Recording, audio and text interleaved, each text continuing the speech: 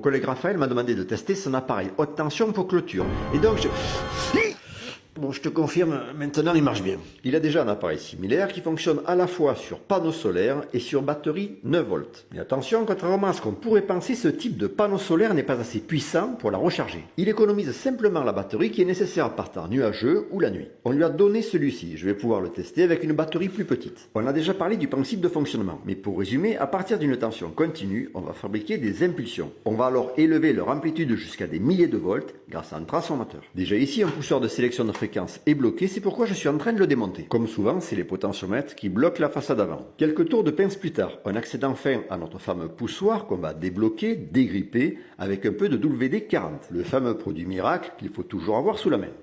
Ok.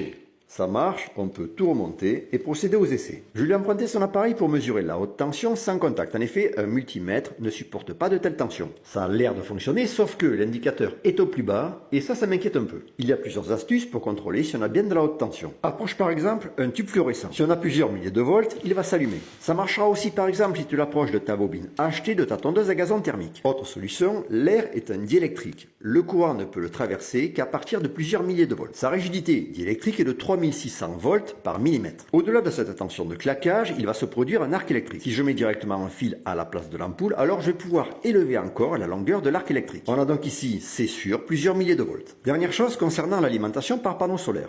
En sortie, on a plus de 14 volts, qui vont évidemment s'effondrer si la lumière baisse. Mais si on a suffisamment de soleil, ça fonctionne même avec une intensité de courant très faible. Par contre, comme dit précédemment, ce n'est pas suffisant pour recharger la batterie. En tout cas, Raphaël, je te confirme, ça marche bien.